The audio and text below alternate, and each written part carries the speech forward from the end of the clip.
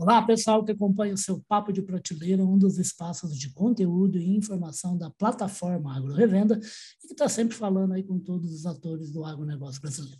Desde a indústria que está pesquisando, erguendo, né, formalizando aí soluções tecnológicas para a fazenda, que é o cliente final de todo mundo, né, tanto o agricultor quanto o pecuarista, e o que tem no meio desse bolo, que tem distribuição, tem cooperativa, tem revenda, tem marketplace, tem gente tentando de qualquer maneira facilitar esse trânsito do que a indústria pode fornecer para o agricultor e o pecuarista trabalhar melhor, com mais rendimento, com mais produtividade e espalhar riqueza para o bolso dele e para todo mundo que está ali na comunidade, que está na economia em volta dele e, logicamente, para a cadeia.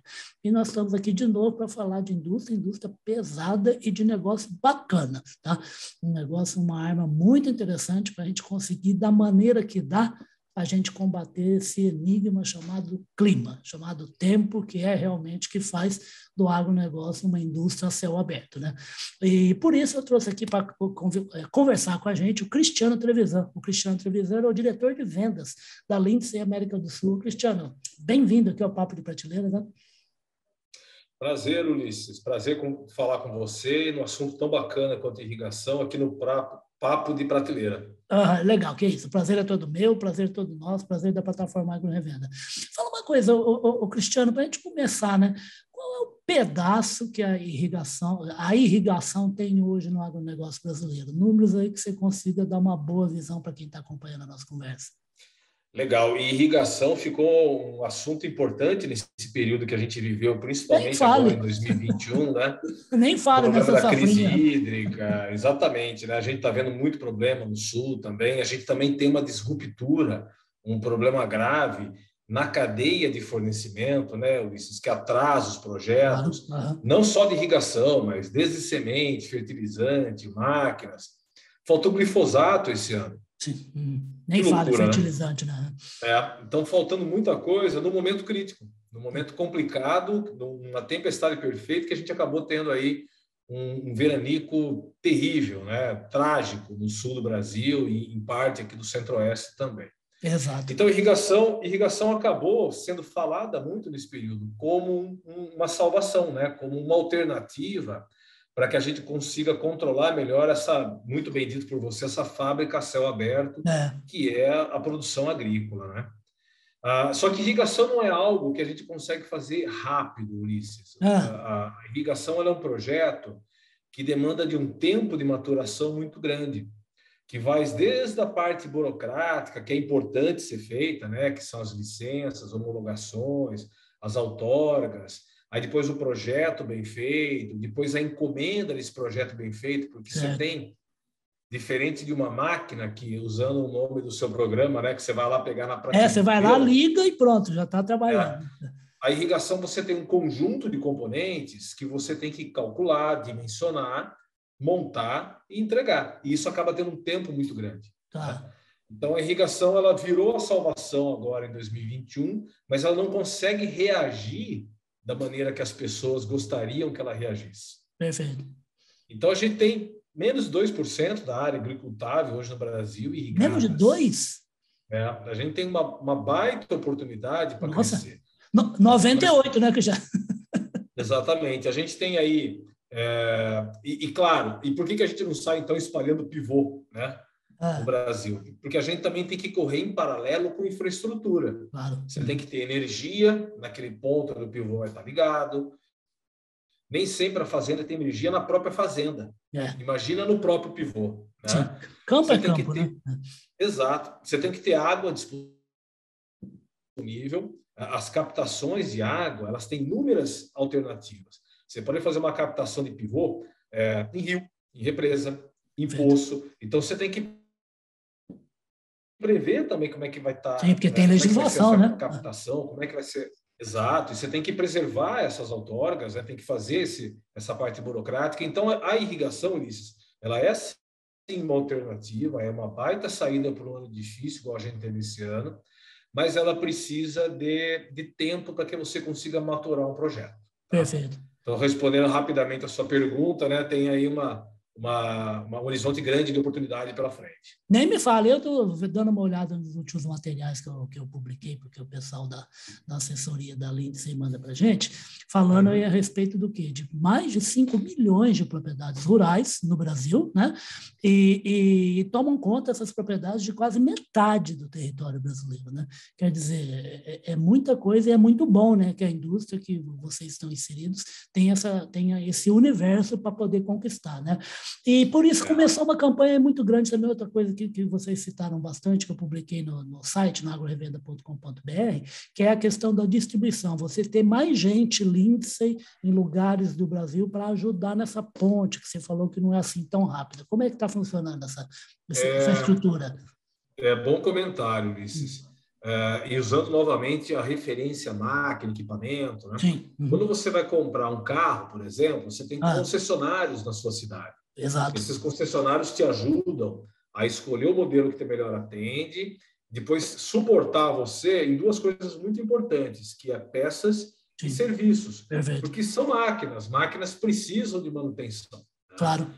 No caso da irrigação, e eu falo isso com uma janela de quem trabalha na irrigação até que pouco tempo, mas eu tenho 20 anos de experiência no agronegócio com máquinas, a irrigação é muito diferente. Você tem equipamentos onde a importância do distribuidor é muito maior do que um distribuidor de máquina, carro ou caminhão. É mesmo? Porque você não tem só um produto, não é só a parte aérea do pivô que esse distribuidor está vendendo para você.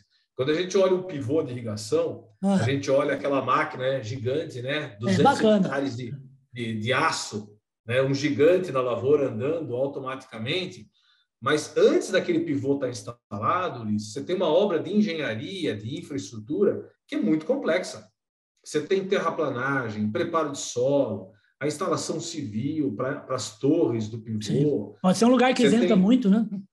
Exato. Você tem toda a parte de captação de água para garantir que aquele pivô vai ter água suficiente para ele trabalhar no período de estiagem. Você tem as grandes represas, as obras de engenharia de armazenagem de água, são obras, para quem gosta de engenharia, né, são obras incríveis, com armazenagem com geomembrana para que a evapotranspiração da água e a água não percole no solo. Então, existe uma obra de engenharia muito pesada antes do pivô ser instalado. Perfeito. E quem faz isso? Quem faz esse que a gente chama de turnkey, né?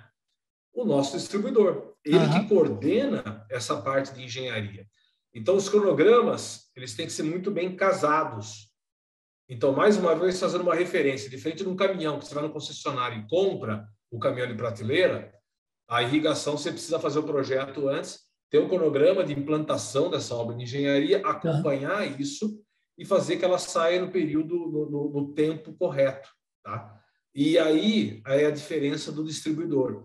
Então, eu diria para você que, hoje em dia, a preocupação que eu tenho, minha preocupação, enquanto líder da Lindsay, é garantir que o meu distribuidor consiga fazer um bom projeto, projetar, né, um bom sistema de irrigação e depois executar esse projeto, executar essa obra para colocar o meu equipamento em cima. Certo. Então, são 3 momentos muito distintos, né? O projeto, a execução e a instalação e operação do equipamento. Perfeito. Por isso, a importância de ter um distribuidor eficiente, treinado e principalmente próximo do cliente. O mais próximo possível, né? Para poder fazer o pós-vendas. Então, não adianta nada a Lindsay, que está localizada aqui no interior de São Paulo, fechar um projeto de um pivô lateral no interior do Pará e não fazer assistência técnica. Perfeito. Então, a gente precisa ter essa parceria com o distribuidor local. E vocês estão trabalhando com novos parceiros para isso, né? Sim, exatamente. Hoje a Lindsay tem 25 distribuidores no país, no Brasil, cobrindo todo o país. Claro que, além disso, a gente tem aqui, debaixo da nossa administração, também a possibilidade de atender a América Latina. A gente atende clientes da América Latina daqui, mas o foco da nossa conversa é Brasil. Então, só no Brasil nós temos 25 distribuidores. E esses distribuidores também têm a missão de melhorar a capilaridade no território deles. Perfeito. Não adianta eu ter um distribuidor só em Goiânia. Ele tem que ter capilaridade para atender o Goiás de norte a sul também. Então, o meu distribuidor no Goiás também tem 7 filiais. Cada um faz a sua teinha de aranha, né, Cristiano? Exato, a capilaridade que vai espalhando, né? Exato. Ô, Cristiano, uma dúvida aqui, como eu costumo sempre brincar que o jornalista é um sujeito que consegue ser ignorante em absolutamente todos os assuntos que ele trata. Né? E consegue ser inteligente em todos também. Né? Obrigado, meu querido. É assim, existem regiões do Brasil em que há maior necessidade de projetos de irrigação, mesmo ou não? Ou isso é uma bobagem? Não, você está coberto de razão.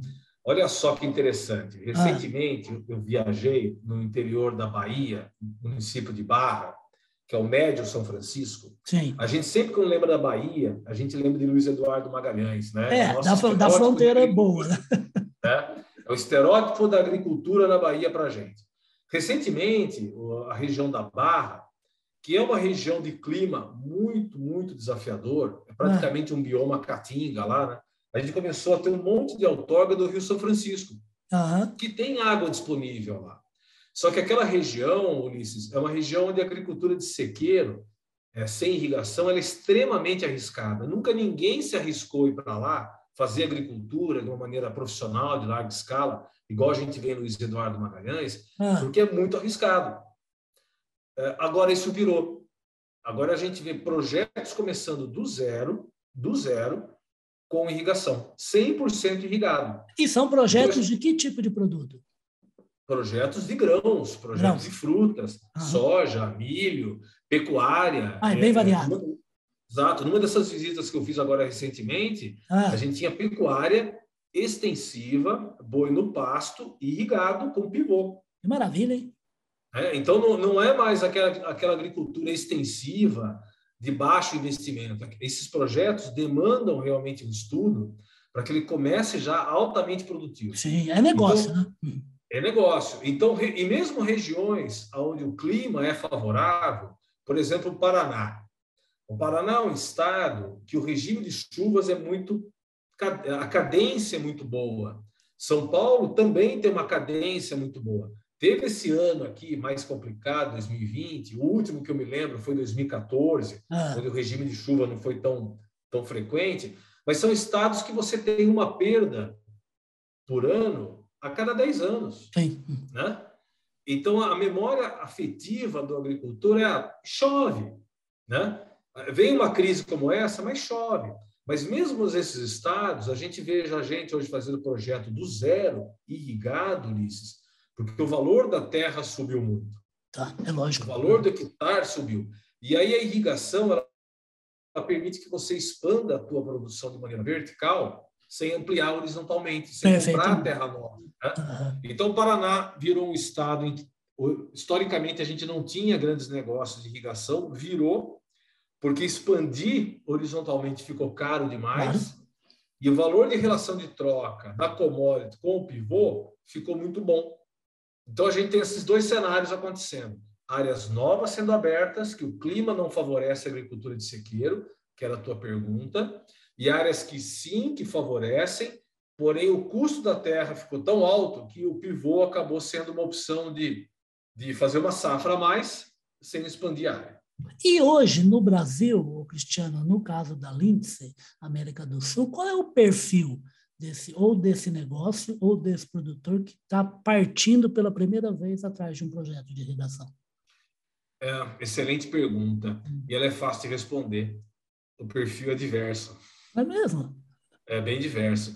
Olha que interessante, Ulisses. Bom, economicamente falando, nós estamos tendo aí mais uma boa safra e aquele equilíbrio perfeito, né? Apesar do clima desafiador em algumas regiões, nas outras o clima foi favorável, então a gente conseguiu boa produtividade e bons preços. O preço da commodity aliado ao garante câmbio, margem, né?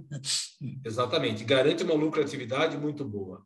E o agricultor, ele está acostumado a investir no negócio desse. Isso está na cultura do agricultor. Tá. O agricultor, ele é um cabra que confia em tecnologia e usa, né? Exato. Ele tem o DNA da inovação, ele tem o DNA do investimento, ele acredita no negócio dele.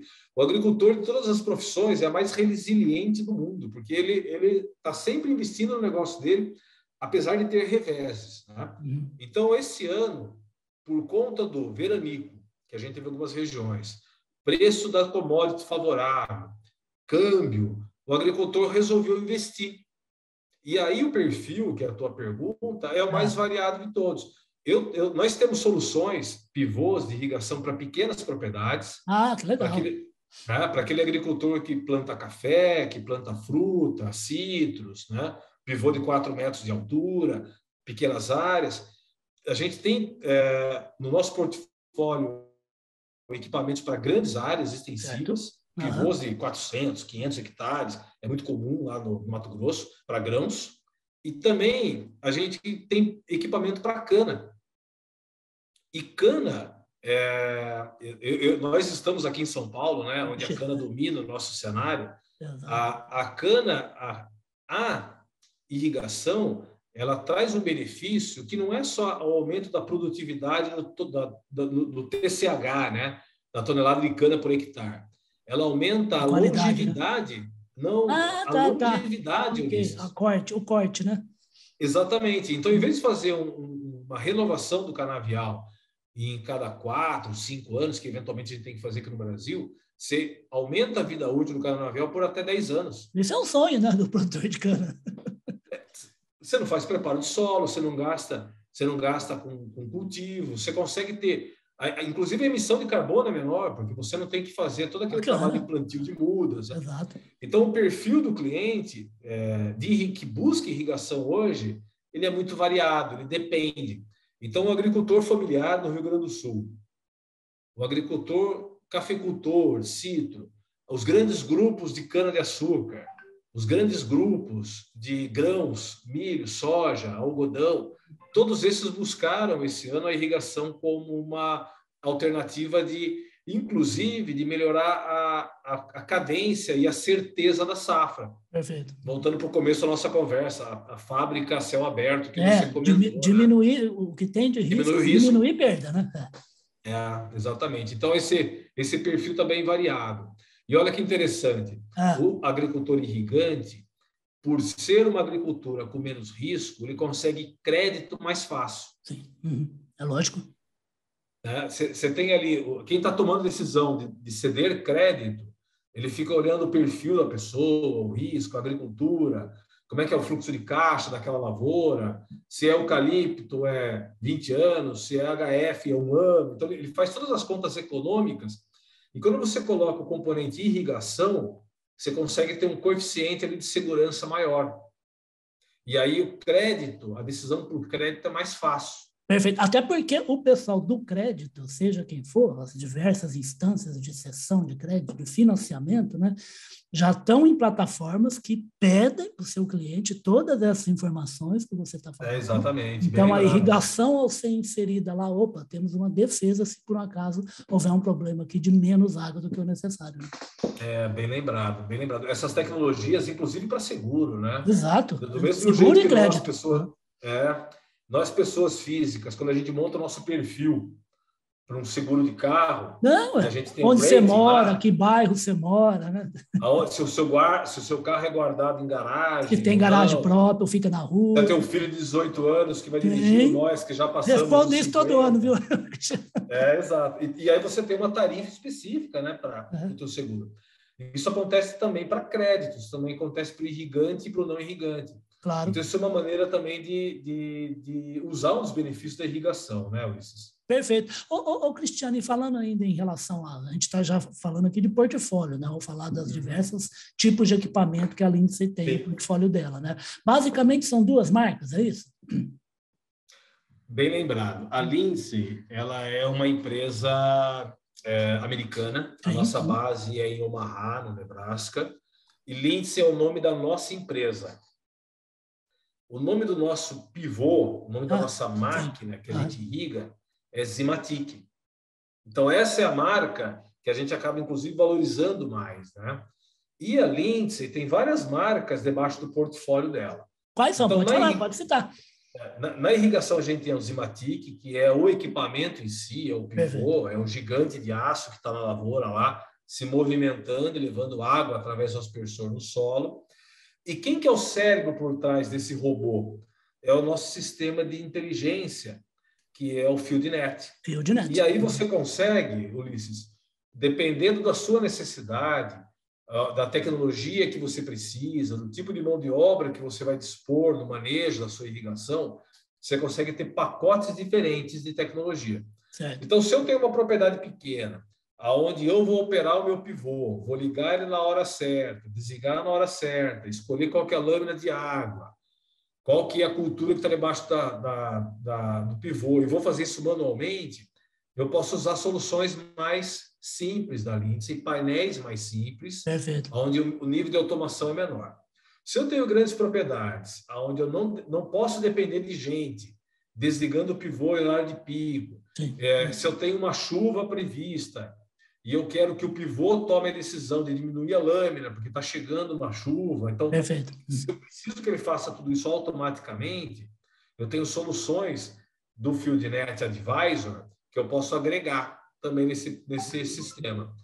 O bonito disso, a beleza desse processo é que eu consigo fazer upgrades conforme a minha necessidade aumenta. Tá. Então, mesmo aquele agricultor que tem uma solução mais standard, mais simples, ele pode fazer um retrofit e ir agregando tecnologia ao longo do tempo. Perfeito. Então, respondendo a sua pergunta, a Lindsay é a empresa, a nossa marca, a nossa entidade, né, legal, e depois eu tenho os meus pivôs da marca Zimatic, que atuam junto com as minhas soluções de tecnologia, da marca FieldNet Advisor. Essas são as marcas que eu trabalho com irrigação aqui no Brasil.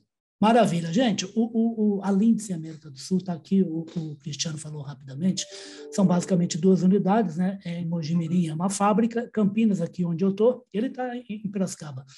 Ele já conta um pouquinho sobre isso. Eu estou fazendo home office hoje. Exato, estamos. Mas atende o Brasil inteiro. Então, eu estava passando um monte de informação, que é o seguinte, gente, hoje em dia, até não me lembro quem brinca muito, fala assim, quem toma a decisão hoje não é o produtor rural. Quem toma a decisão é o conjunto de informações que vão colocar para ele fazer, existem certas respostas que já caem prontas, ele nem precisa decidir, já está claro o que ele deve fazer inicialmente. Então, é por isso, para de ficar passando em complexos de irrigação maravilhosos, que são ótimos, mas está ligado a um padrão de produção que pode não ser o seu. Mas se você está numa região com um problema, como ele citou, com um problema de desequilíbrio, falta de uniformidade no setor de chuvas ao longo do ano, Consulte as informações da Lindsay, ligue, entre em contato, pergunte quais são as possibilidades, como é que é a sua propriedade, se ela é plana, se ela tem montanha, qual é o déficit de água que você tem, aí sim é que você vai tomar a melhor decisão para isso. Gente, isso aqui eu podia ficar falando com o Cristiano aqui e vou falar mais muitas vezes, que vou chamar de novo o Cristiano para conversar, porque ele é bom de conversa, sonho de consumo aí de equipe de reportagem de televisão, mas eu queria que ele falasse um pouquinho, está ali atrás dele uma maquininha, o Cristiano fica aqui perto, aqui em Campinas ele está quase sempre, né, que agora a situação é meio diferente. Ele está em Piracicaba, ele fez faculdade em Piracicaba, tem uma grande experiência, como ele citou rapidamente, com a área de equipamento. Conta um pouquinho da sua vida até você chegar na Lindsay. Obrigado, Ulisses. Agradeço o seu convite, mais uma vez, participar desse teu programa. A água é um dos recursos mais nobres e importantes, né? E cultuados agora. Outro dia eu fui visitar alguns amigos agricultores aqui no sul do estado de São Paulo, na região de Capão Bonito, junto com o nosso distribuidor, Eletrocasari, lá. E é interessante ver que a escolha da semente, a escolha do fertilizante, elas são tão críticas, tão importantes e tão caras. Decisivas, né? Só que as duas só funcionam bem quando tem uma gotinha de água em cima. Né? É o céu aberto que a gente fala, né? Exato. Então, a junção desses 3 pontos, né? Uma boa semente, uma boa comida para ela, que é o fertilizante, e a água, que garante o sucesso, o potencial produtivo da lavoura. E eu gosto muito da agricultura, eu gosto muito de falar sobre isso. Eu sou engenheiro mecânico, né? E eu brinco muito com os meus amigos agrônomos. Eles são muito rápidos. A agronomia é muito mais rápida que a engenharia mecânica. Né? A tecnologia biológica, a velocidade dos cultivares, a velocidade que esse pessoal melhora o manejo agrícola, melhora a genética. Nós de marketing, a gente não consegue fazer isso. porque o produto depende também de manufatura. Sim. Então, você até tenta acompanhar, né? Só que depois você tem que fazer todo um offset de fábrica também. E de fábrica e de fornecedores. O nosso maior desafio nesse ano, 2020 e 2021, foi conseguir ter a cadência. A agricultura salvou o Brasil, salvou Nossa, o mundo. nem fale. Em função da pandemia, a gente garantiu comida para essa população, só que na fábrica a gente não conseguiu atingir essa velocidade, a gente não conseguiu correr, porque todo mundo teve problema de suprimentos. Exato. Faltou cobre, faltou aço, faltou equipamento elétrico, hoje falta microchip para a gente montar em painel. Que é tudo então, básico para o que você faz. O nosso desafio hoje foi conseguir buscar alternativas, fazer novos painéis, novos fornecedores, novas fontes de matéria-prima, para que a gente conseguisse que a nossa manufatura conseguisse correr junto com o aumento da produção. Da necessidade, né? A minha experiência com máquinas, eu trabalhei já com máquinas agrícolas, com máquinas de construção em grandes marcas no passado, todo mundo sofreu como a gente sofreu na Lindsay também. Tá? Os meus colegas de máquina montavam um trator, faltava o vidro para-brisa para colocar. Né? Deve ser uma dureza. Nós montávamos os pivô, faltava o trator e o pneu porque estava lá no nosso importador. Tá? Então, esse 21, para mim, talvez tenha sido, sem dúvida nenhuma, nesses meus 25 anos de experiência com equipamento, talvez o ano mais desafiador, sem dúvida nenhuma, porque a gente teve que melhorar muito a indústria. A indústria, graças a Deus, a gente vai entrar agora num ciclo em 22, onde que a gente conseguiu ter mais robustez, né, para atender esse mercado. É isso aí, Ulisses. Obrigado. Eu quero saber qual é o nome aí da faculdade. Aqui, ele me contou antes da gente da gravação e contou para mim coisa que é nova, pode ser nova para um monte de gente, né? Ele não fez Exalc, não. Os agrônomos que ele citou aí, que são rápidos no gatilho, é que fizeram Exalc. Ele fez ali pertinho, numa escola que ele eu sou engenheiro mecânico, sou aluno da Escola de Engenharia de Piracicaba. Legal. É uma faculdade pública que tem aqui em Piracicaba. Fiz MBA em Exalc também, tenho muitos amigos lá. Acabei fazendo um MBA em negócios da Unicamp, em Campinas, onde você mora também. Mas a minha origem, sem dúvida nenhuma, é a Escola de Engenharia de Piracicaba. Eu sou engenheiro mecânico. Está vendo? Gente, é por isso que todo mundo que mora em Piracicaba brinca que o sonho de todo campineiro é mudar para Piracicaba. Os campineiros ficam bravos, né, Cristiano? Mas eu te aviso que o clima aqui é mais complicado, é bem quente. Campinas tem um clima mais tranquilo, é mais próximo de São Paulo, é próximo da serra. O inverno aqui é bravo, Deus que me livre. Exato. Piracicaba tem um clima mais ameno. Gente, mas Piracicaba realmente é uma cidade fantástica, é por causa da Exalc, é por causa da escola onde o Cristiano estudou. É uma cidade diferente, bonita, aconchegante, cada visão do Rio é muito bacana. Então, assim, é uma cidade muito pujante, muito legal e, graças a Deus, está bem pertinho da gente, né, Cristiano? Está bem pertinho de Campinas, né? É isso aí. Que é onde a Lindsay está instalada com o seu escritório.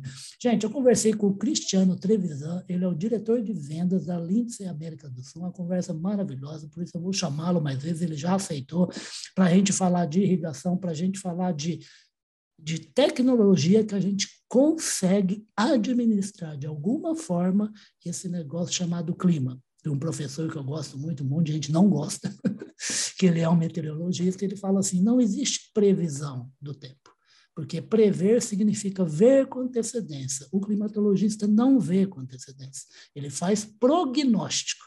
Se tudo acontecer, as variantes, de acordo com o que está acontecendo agora, eu sei o que vai acontecer. O problema é que muda, né, Cristiano? A única certeza que a gente tem é que as coisas vão ser diferentes. Exatamente. Eu lembro, só para encerrar aqui, porque é muito bacana para o pessoal entender de clima. Não é entender, mas procurar saber um pouco, né? Eu trabalhava em televisão, né, na Rede Globo, lá no Paraná, a gente chamou um chefão do DNR, porque caiu um pedaço da rodovia que vai para Curitiba, São Paulo, Curitiba, que você é meio novo, eu sou mais velho. Tem duas pontes, uma represa lá bem próxima a Curitiba, e uma delas partiu, né? Porque a base dela foi inundada com tanta chuva, né, que cedeu, né? E a gente chamou esse cara, e esse cara estava começando a falar de chuva. Você não sabia que chovia? Ele falou assim, não, a gente, para fazer o planejamento, a gente estudou os últimos 40 anos antes de fazer a obra, o regime de chuvas. Aí, na hora que a gente fez esse desenho, a gente multiplicou por 3 e fizemos as plataformas como se chovesse 3 vezes aquilo. Aí o repórter e eu assim, falamos assim, ué, mas o que aconteceu? Ele falou assim, choveu mais do que 3 vezes a média histórica. É por isso que é clima, né? Clima é isso aí. Mas dá para controlar com trabalho, com equipamento, como que a Lindsay faz, né, Cris? E a nossa percepção sempre é curto prazo, né, Ulisses? A gente não olha... Eu tenho um grande amigo que é o professor Fernando Tangerino, da Unesp, e ele, outro dia conversando com ele, ele falou, Cristiano, essa estiagem que a gente teve em São Paulo foi a maior dos últimos 100 anos. 100 anos. Só que a gente vai esquecer isso rapidamente, porque agora a gente vai entrar no período de chuvas. Sim. E vai ter, infelizmente, aquilo que a gente está acostumado, que são os deslizamentos, enchentes, e a gente vai acabar esquecendo a estiagem que aconteceu em agosto, setembro. Uhum. Porque a nossa memória, ela é curta, a gente vai lembrar só dos últimos 3 meses. Né? Exato. Então a gente acaba esquecendo que em setembro a gente ficou quase 120 dias sem chuva aqui em Piracicaba, e agora chove todo dia. Então a gente acaba esquecendo disso, nossa memória é curta. Exatamente, é por isso até que tem um cabra que não gosta muito de telejornal, essas coisas tal, porque o cara falou assim, eu comecei a ver a matéria, falou de uma chuva, que a chuva era muito forte. Aí o repórter falou assim, não chovia tanto assim desde 2017. Aí o cara falou assim, você está brincando comigo? Faz 3 aninhos que não chove assim, o cara fala como se fosse um destaque. É o que você está falando, né? É isso aí. Mas tá ótimo, gente. Tá aí o Cristiano Trevisan. Vocês vão acompanhar esse bate-papo delicioso com ele no nosso site, agrorevenda.com.br, no nosso site corporativo também, public.com. E a conversa com o Cris vai também virar podcast, o podcast Radar Agro, que vocês vão acompanhar pelo Deezer, pela Amazon, pelo Spotify, pelo Google e pela Apple, tá bom? Cristiano, muito obrigado, um abraço, bons negócios aí para a Lindsay, e volta rapidinho, bem no começo de 2022, para você poder falar a respeito aí de portfólio Lindsay América do Sul para a Fazenda Brasileira. Legal, obrigado, Ulisses, e obrigado a todos os ouvintes e telespectadores do nosso canal aqui. Um abraço, pessoal. Outro grande para você, e fique sabendo como a gente faz lá no rodapé da nossa descrição do bate-papo, vai ter lá uma maneira de você fazer contato e saber como é que você pode trabalhar com irrigação na sua propriedade, pôr mais dinheiro no seu bolso e pôr dinheiro no bolso do entorno seu, da comunidade, da sociedade onde você está inserido, tá bom? Obrigado, Cris, até a próxima, tá? Até mais. Tchau, tchau.